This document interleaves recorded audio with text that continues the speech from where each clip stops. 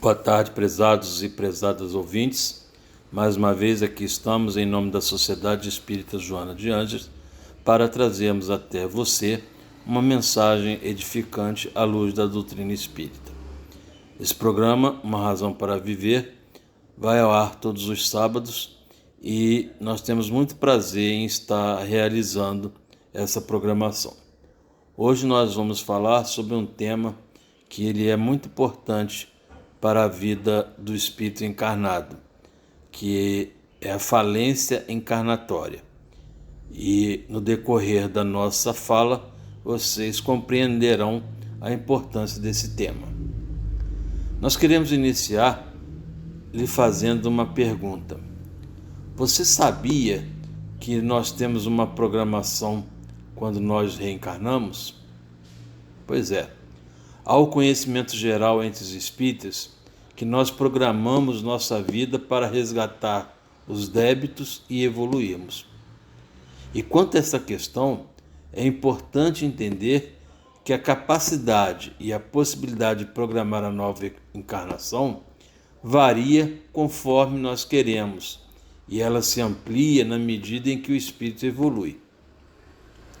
No livro Missionários da Luz, André Luiz nos faz uma explicação sobre o que é um espírito completista. Vocês vão entender. Nesse livro Missionário da Luz, Manassés, que é o instrutor espiritual de André Luiz, atendendo à sua curiosidade, explicou que completista é o título que designa raros irmãos que aproveitam todas as oportunidades construtivas que o corpo terrestre lhe oferece. Esses casos, embora raros, existem. Passam frequentemente para o plano espiritual pessoas anônimas, sem fichas de propaganda terrestre, mas com imenso lastro de espiritualidade superior. O completista, na qualidade de trabalhador leal e produtivo, pode escolher à vontade o corpo futuro, quando lhe apraz o regresso à Terra, seja em missão de amor, de iluminação, ou pode receber um corpo enobrecido para o prosseguimento de suas tarefas. E aí no livro André Luiz pergunta a Manassés se ele sabia de algum completista que tivesse recentemente regressado à Terra. E aí Manassés respondeu, certamente, que conhecia, mas nenhum dos que ele vira partir, apesar de seus méritos, escolheu formas irrepreensíveis. Pediram, sim, providências em favor da existência sadia, preocupando-se com a resistência, equilíbrio, durabilidade e fortaleza do instrumento físico, mas solicitaram medidas tendentes a lhes atenuarem o magnetismo pessoal em caráter provisório, evitando a apresentação física muito primorosa, ocultando desse modo a beleza de suas almas para a eficiente garantia de suas tarefas. É por isso que os trabalhadores conscientes, na maioria das vezes, organizam seus corpos em moldes exteriores menos graciosos, fugindo por antecipação ao influxo das paixões devastadoras. Então vejam, prezados ouvintes e prezadas ouvintes, nessa explicação que é dada no livro de André Luiz, que quando nós estamos no plano espiritual, nós temos a possibilidade até de escolher que tipo de corpo que nós vamos ter. Se vai ser um corpo belo, se vai ser um corpo mais gordo, mais magro, se nós vamos gozar de saúde ou não. Tudo isso é devidamente preparado quando nós estamos fazendo o nosso planejamento encarnatório. E aí tem uma passagem interessante num livro que fala o seguinte, de um espírito que estava preparando a sua encarnação e na existência anterior ele havia feito um mal ao indivíduo e o fez desencarnar fruto de uma facada no coração. E aí esse espírito pede para reencarnar e para reencarnar ele pede que a prova dele que ele passasse durante a existência terrestre um problema nessa área cardíaca. E aí está lá o planejamento espiritual, o corpo dele sendo moldado. E aí André Luiz, que foi médico na Terra, ao olhar aquele corpo, percebe aquela falha na parte cardíaca do espírito. E aí pergunta aos espíritos que estão preparando o planejamento qual a razão daquilo, eles explicam. E aí é orientado ao espírito, fala assim, você vai renascer com esse problema cardíaco, mas ainda assim, se você souber cuidar do corpo físico que lhe será oferecido, você viverá 70 anos no planeta terrestre. E nós esperamos que você retorne aqui na condição de completista. Ou seja, o que é completista? É aquele que cumpriu essa sua jornada de 70 anos. E por que nós estamos falando isso? Justamente por causa do nosso tema, falência encarnatória. O que é a falência encarnatória? É o contrário do completista. Ou seja, são aqueles espíritos que não conseguem completar a sua existência terrestre conforme foi planejado. Muitas vezes por abuso dos vícios, abuso da alimentação, falta do sedentarismo, a falta de atividade física, enfim, de não cuidar do corpo da forma como ele precisa realmente ser cuidado. Então, quando nós estamos lá na vida espiritual, tudo isso é planejado, tudo isso é feito.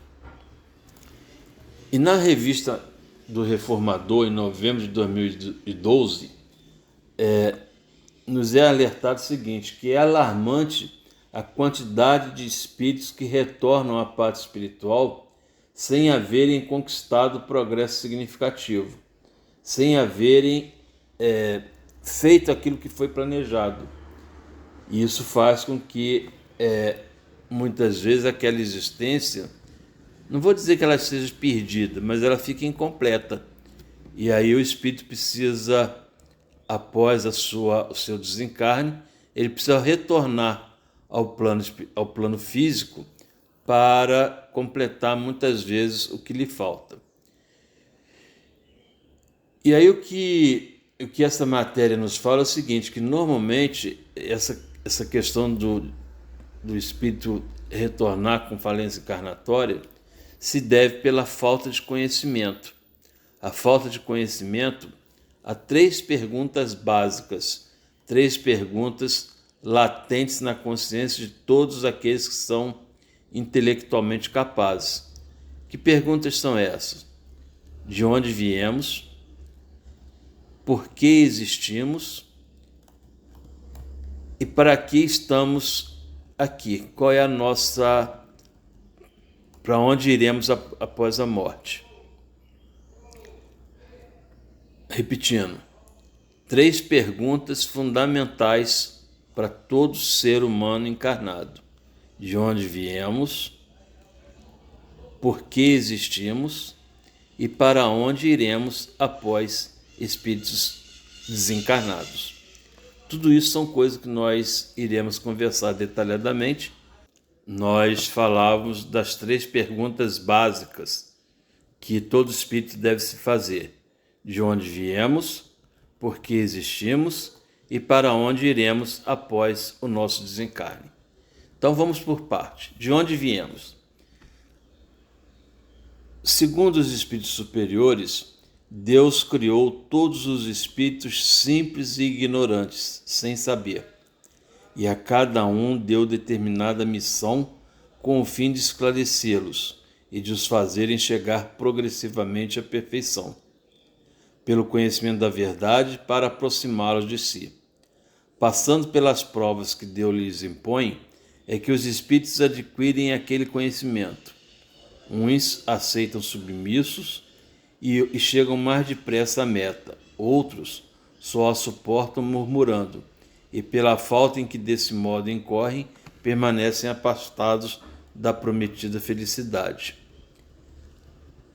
Tudo isso está no Livro dos Espíritos, na pergunta de número 115. A pergunta de número 166. e 167, a 166 foi perguntado aos espíritos: como a alma pode alcançar a perfeição durante a vida corpórea e precisa acabar de depurar-se? E a resposta foi: sofrendo a prova de uma nova existência, que é a questão da reencarnação. E na 167, que nos fala sobre a pluralidade das existências, qual o fim objetivado com a reencarnação? Resposta dos espíritos: expiação, melhoramento progressivo da humanidade. Sem isso, onde haveria justiça? Explicando melhor essas três perguntas. Primeiro, Deus nos cria simples e ignorantes. Então, muitas vezes, as falhas que nós cometemos é por conta dessa ignorância. É importante que nós possamos desenvolver o autoconhecimento, pois os próprios Espíritos nos afirmam que é através do autoconhecimento que está a chave para o progresso. Então nós precisamos saber das nossas imperfeições, quanto de orgulho nós temos, quanto de inveja, quanto de ciúme. É natural que a gente tenha esses sentimentos. O importante é que a gente faça um planejamento, uma proposta no sentido de nos melhorarmos dia após dia. E na questão da reencarnação, que é, creio eu, uma das grandes diferenças da doutrina espírita em relação às outras religiões cristãs, está no fato de que só através dela nós conseguimos compreender a justiça divina,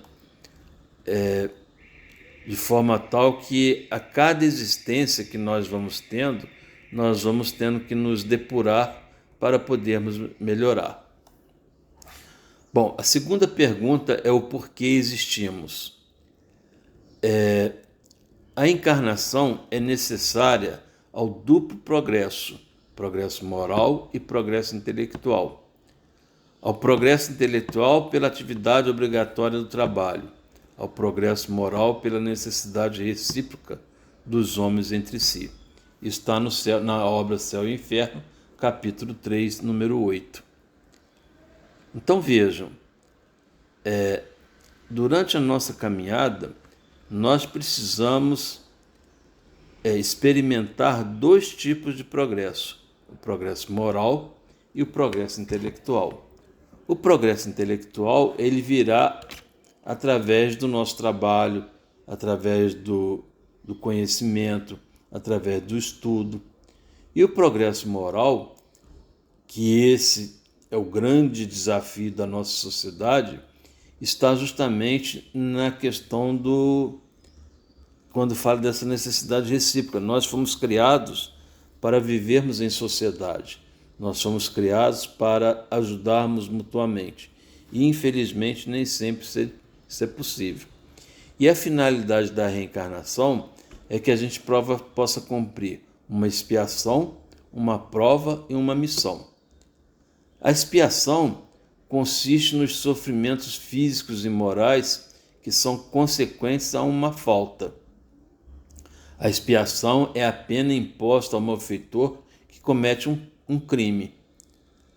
E a expiação ela é sempre dolorosa, ela é sempre ligada a uma prova. Os espíritos que nascem com esse problema de expiação, essa expiação é algo compulsório, é algo obrigatório. Ele não tem como se livrar daquela expiação. Como aqui falou, como nós já falamos, isso decorre em função de uma falha que o espírito cometeu na existência anterior. Como nós comentamos na parte primeira desse programa, esse espírito que estava reencarnando com um problema cardíaco, isso era uma expiação. Era uma expiação que ele tinha que passar por aquilo ali. Então, são coisas que nem a medicina terrestre, nem os recursos que nós temos da medicina, coisas são capazes de reverter essas dores por conta de problemas de expiação.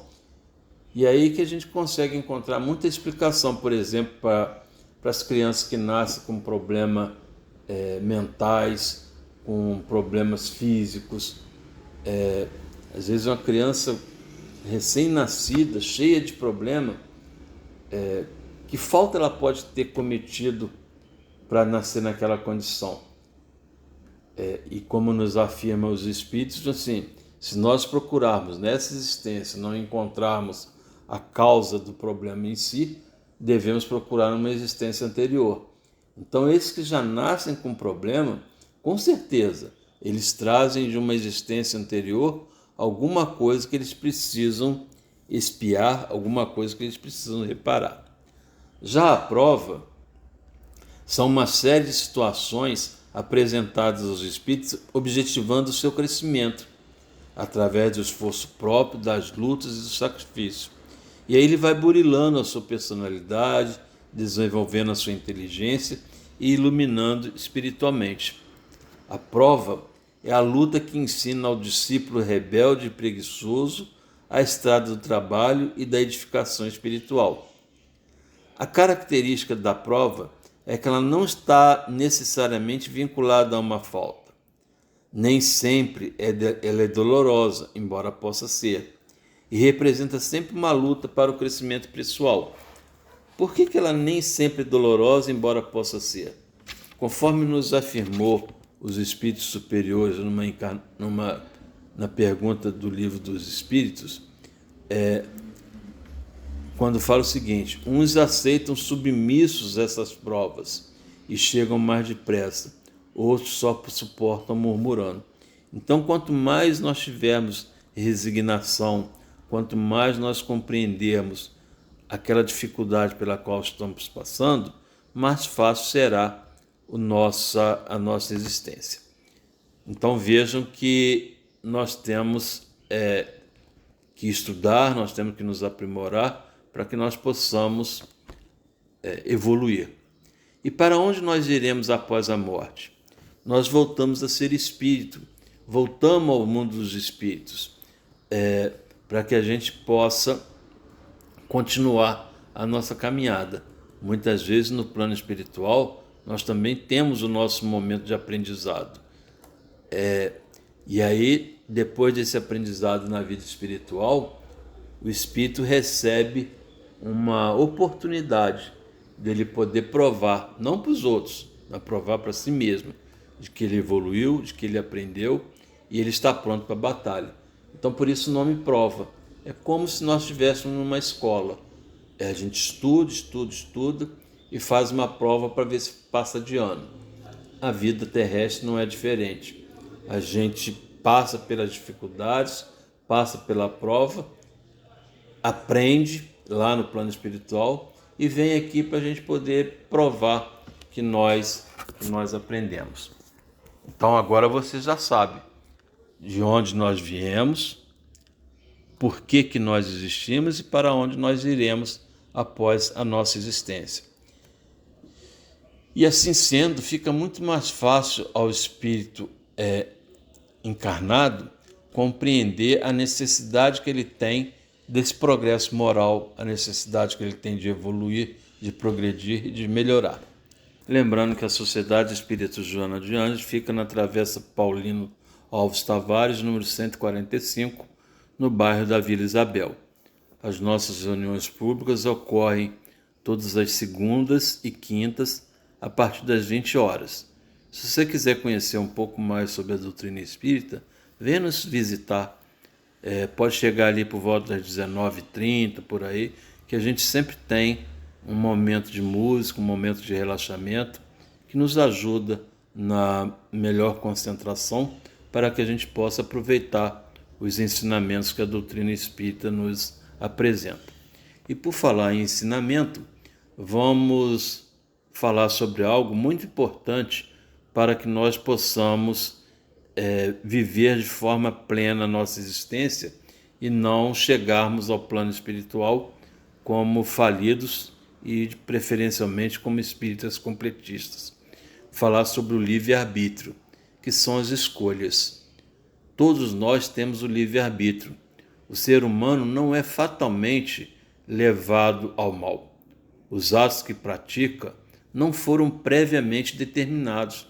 Nós falamos aqui sobre planejamento espiritual, mas o ser humano nunca faz um planejamento. Ah, eu vou chegar lá na Terra, vou ser um criminoso, vou ser um assaltante, vou ser um corrupto. Não.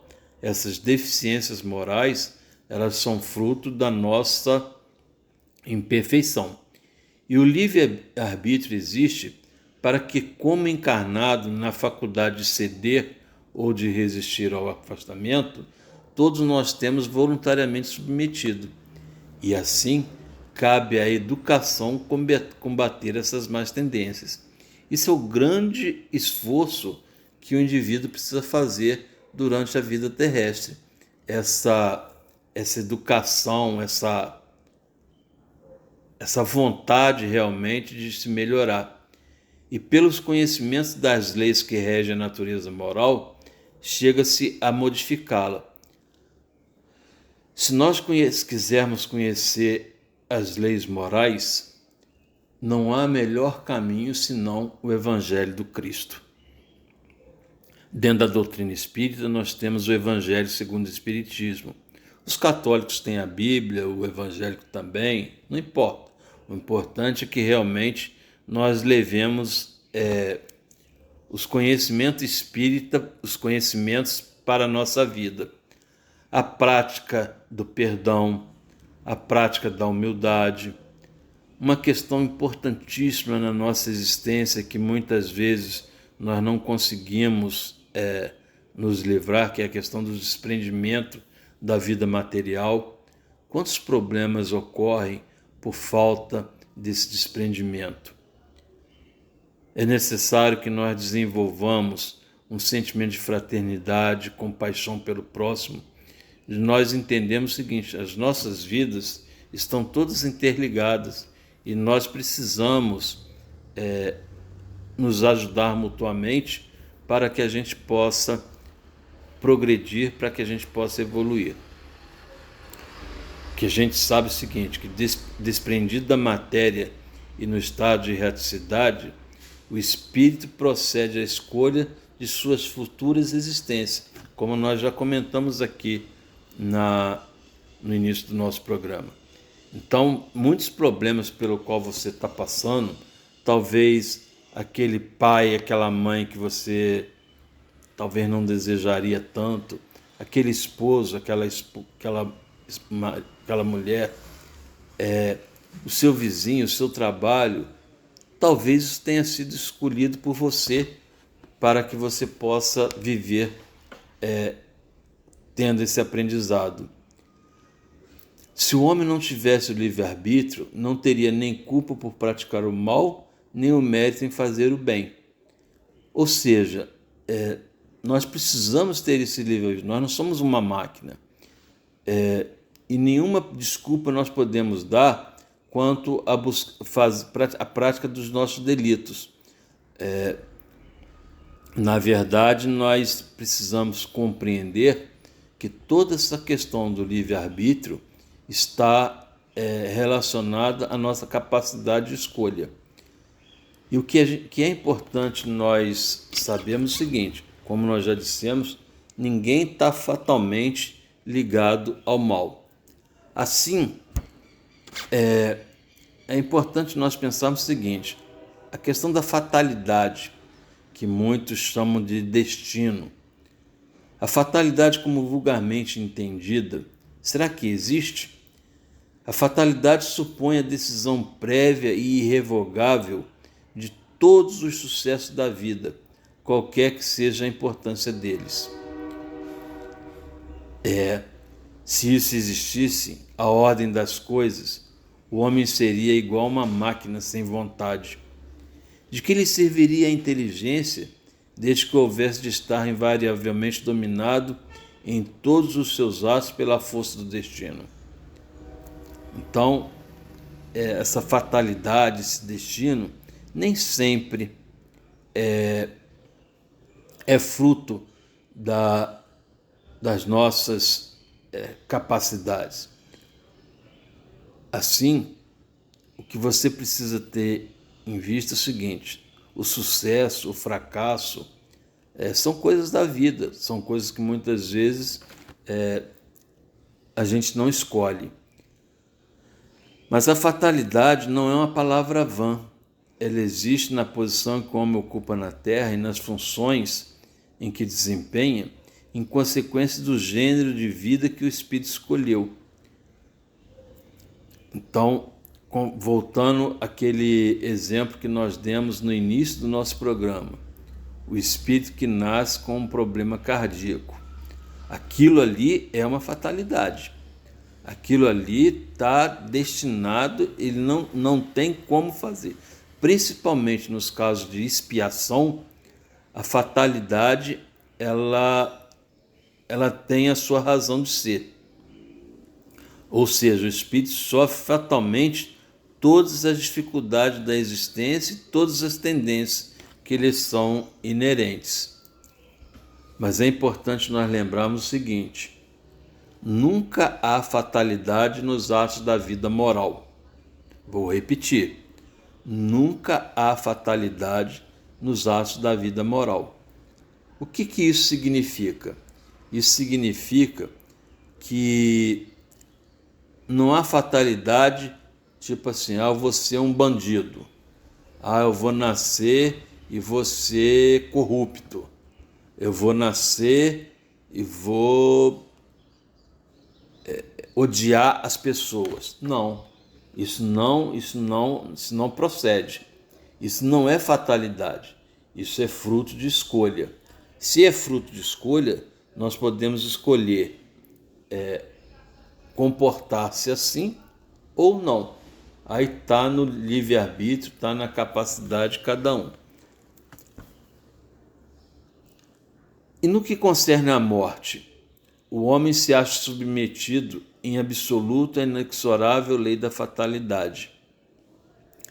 Ou seja, esse espírito que nós comentamos no início da programação, que estava programado para viver 70 anos, se nada acontecer diferente, quando chegar aos 70 anos de idade, ele fatalmente irá desencarnar.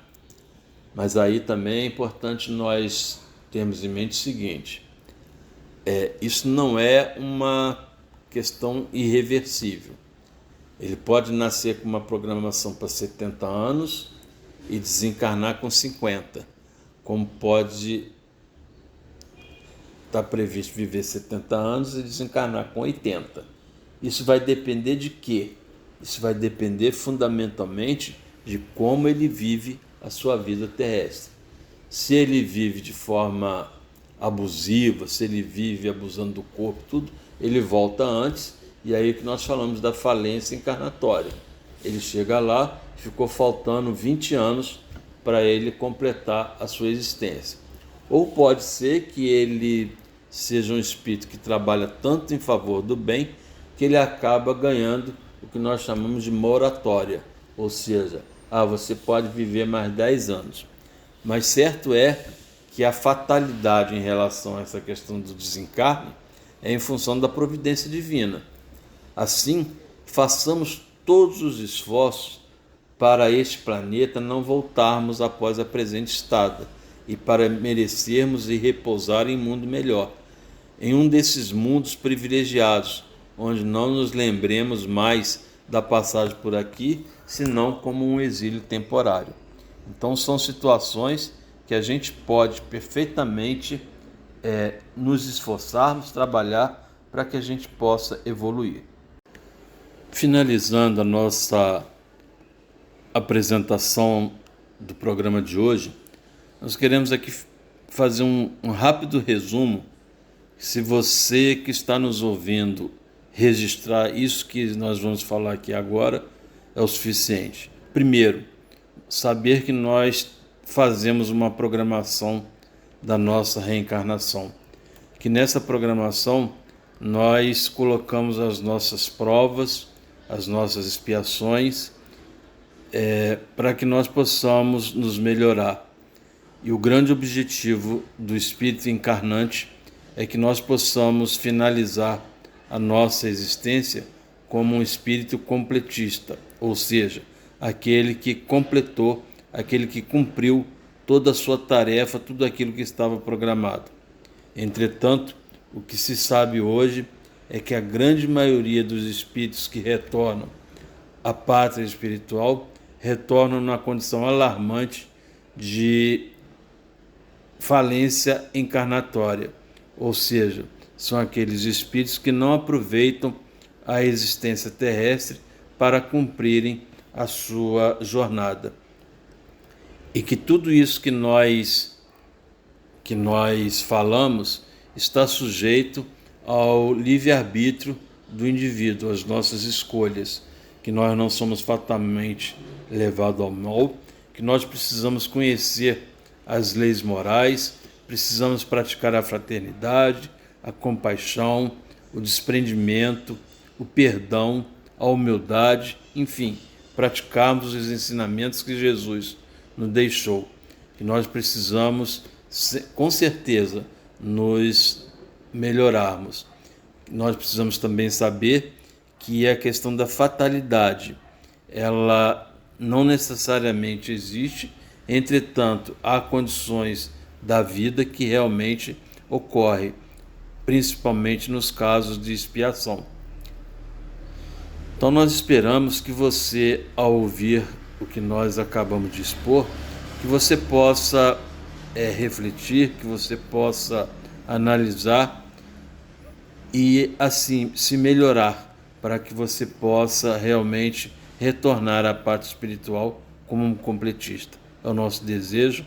Uma boa tarde para você e que possamos seguir a nossa caminhada.